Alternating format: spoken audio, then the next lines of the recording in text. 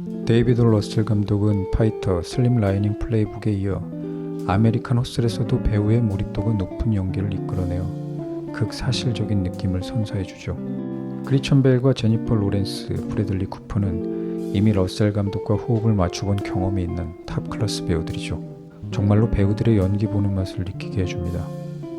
그래서 오늘은 배우들의 캐릭터를 중심으로 이 영화를 살펴볼까 해요. 어빙.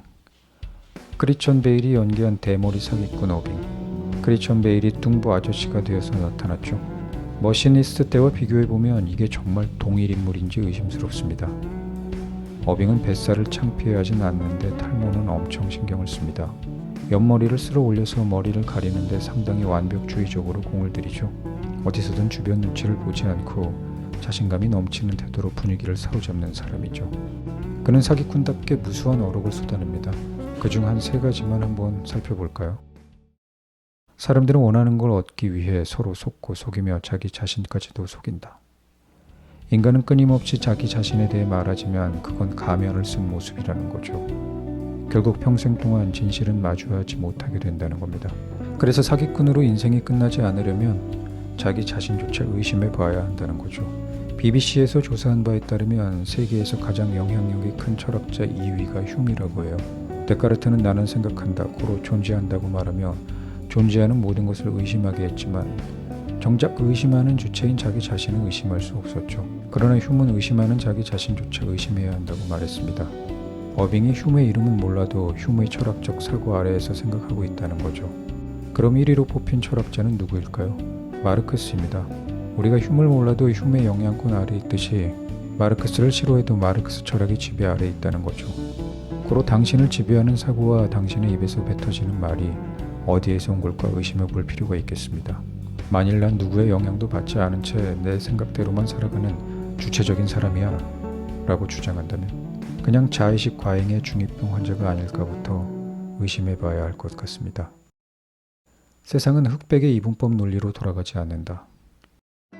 어빙이 판매하는 렘블란트의 그림은 사실 모조품이죠. 그러나 사람들은 진짜라고 믿습니다.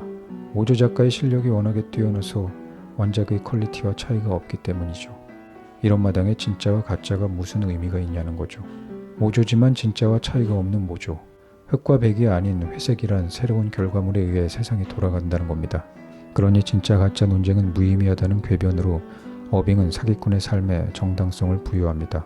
세상도 그러하죠. 좌는 좌가 절대적이라고 생각하고 우는 우가 절대적이라고 생각하지만 세상은 중간지대 어딘가쯤에서 합의를 본 결과물에 의해 돌아가고 있죠. 그럼에도 여전히 논쟁은 계속됩니다. 진짜를 향한 갈망으로부터 비롯된 논쟁이죠. 사람들은 안 된다고 말할수록 더 한다. 하지 말라면 더 하고 싶어하는 인간의 청개구리 같은 속성을 말하고 있습니다. 내 이웃의 아내를 탐내지 말라는 율법이 더 이웃의 아내를 탐내게 만드는 것처럼 율법이 탐내지 말라 하지 않았으면 탐심을 알지 못하였을 것이라는 로마서의 말씀처럼 말이죠. 어빙은 이 모든 철학적 언어들을 진리탐구를 위한 용도가 아닌 사기치는 도구로 사용하죠. 이런 면에서 우린 모두 어빙과 같지 않을까 싶군요. 자신이 원하는 사랑을 얻기 위해, 원하는 잡을 얻기 위해, 사업에 성공하기 위해 사기를 칩니다. 물론 아니라고 하면서 말이죠. 자기 자신부터 속이고 시작하는 게 이 바닥이죠. 이것은 연기하는 배우와 사기치는 사기꾼의 공통점이라고 할 수 있겠습니다. 본인부터 가짜를 진짜로 믿게 만들어야 진실된 연기가 나오니까요. 시드니. 에이미 애덤스가 연기한 시드니는 반무파탈이면서 순정적인 여자죠. 이 2개의 캐릭터가 한 인물 안에서 공존이 가능한 건진 잘 모르겠지만 확실히 그녀는 이 2가지 면모를 동시에 보여주고 있습니다. 자신의 존재 자체를 거짓으로 만들어버리지만 사랑만큼은 누구보다 진실되게 추구하니까요. 그는 어빙과 만나 첫눈에 사랑에 빠지고 연인이자 동업자로서 발전하게 됩니다. 그녀는 어빙을 독차지하기 위해 리치를 이용하고 결국 어빙을 자신만의 남자로 만들죠. 리치에겐 판무파탈이지만 어빙에겐 순정녀였던 겁니다. 리치. 브래들리 쿠퍼가 연기한 리치. 국가의 녹을 먹는 공무원이죠. 사기꾼들을 데리고 현장을 진두지휘하는 가운데 테스토스테론이 과다 분비되어 존재감이 미친 듯이 뿜뿜하는 인물이죠. 그는 심리전으로 시드니를 자극하여 어빙을 의심하게 만들죠. 그녀의 질투와 복수심을 이용해 자신의 목적을 이루려 하지만 그런 교과서적인 심리전으로는 필드의 사기꾼을 이길 수 없습니다. 그보다는 그녀가 사기꾼인 동시에 순정파일 수 있다는 사실을 간과한 게 문제였던 거죠. 일반적인 여자들이라면 충분히 변할 수 있는 상황에서도 그녀의 마음은 변하지 않습니다. 리치는 어빙과 시드니를 이용해서 국회의원들에게 덫을 놓습니다. 그는 이 계획을 진두지휘하며 야전의 사령관처럼 들뜨죠. 하지만 결국 희생양이 되고 맙니다. 공무원과 사업가의 차이가 여기서 나는군요. 생존을 위한 안전장치가 있는 사람과 없는 사람의 차이 말이죠. 그렇다고 해서 리치가 이용당했다고만 볼 수는 없습니다. 이 작전이 진행되는 동안 그는 공무원으로서 느껴보지 못한 살아있는 기분을 마음껏 누려봤으니까요. 아이러니하게도 그는 난생 처음 거짓된 인생을 사는 가운데 진짜 살아있는 삶의 기분을 맛보게 된 겁니다. 그가 다시 공무원의 삶으로 돌아가 적응할 수 있을지 모르겠군요.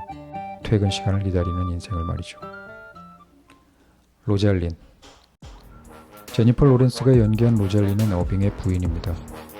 천하의 어빙도 당해내지 못할 극강의 캐릭터로서 놀라울 정도로 자기중심적인 언변을 펼치죠. 어빙을 꽉 쥐고 놔주지 않지만 결국 자신의 사랑을 찾아서 떠나죠. 그녀를 보면 사기꾼은 단지 거짓말을 하는 사람이 아니라, 그러니까 진실을 숨기는 사람이 아니라 거짓말의 정당성을 부여하여 거짓과 진실의 경계를 허물어버리는 소피스트적인 존재가 아닐까 하는 생각이 드는군요. 카마인 시장. 모범적인 가장이자 노동자들의 친구이며 뉴저지시에 존경받는 시장. 그는 아틀란틱 시티를 조성하여 시민의 일자리 문제와 경기 활성화를 꾀하려 하지만 결국 어빙이 판 함정에 빠지게 됩니다. 멕시코 사람이 케피아를 두르고 이슬람 주교 행세를 해도 전혀 의심하지 않죠. 그렇습니다. 자기를 증명하고픈 욕망에 눈이 멀어 믿고 싶은 대로 믿어버린 겁니다. 아이러니? 이 영화 속 인물들이 사기를 치는 이유는 하루라도 진짜로 살고 싶어서죠. 그래서 거짓된 인생을 사는 거죠. 거짓된 인생이면서 사랑만큼은 진실되게 추구하고요. 거짓으로나마 존재감을 확장시켜서 진짜 살아있는 삶을 맛보려고 합니다. 쉽게 거짓에 속는 인간의 심리 또한 자신이 진짜임을 증명하고픈 욕망에 의해서였죠. 이처럼 진짜를 갈망하는 사람들을 통해 우리가 얼마나 진짜에 목말라 있는지 다시 생각해 보게 되는군요. 그러니까 진짜를 원하는 사람들에게 모조품을 제공해주는 사기꾼에 의해 돌아가는 것이 우리가 사는 세상이라는 거죠. 자신이 사기꾼인지도 모른 채, 모조품이 가짜인지도 모른 채 삶은 그렇게 흘러가고 있다는 겁니다. 성경 시편의 기자는 말했죠. 인생은 그 날이 풀과 같고 그 영광은 들의 꽃과 같다고 말이죠. 바람같이 사라질 인생 가운데 부디 진짜를 찾는 행운을 누리는 여러분이 되시기를 바라겠습니다.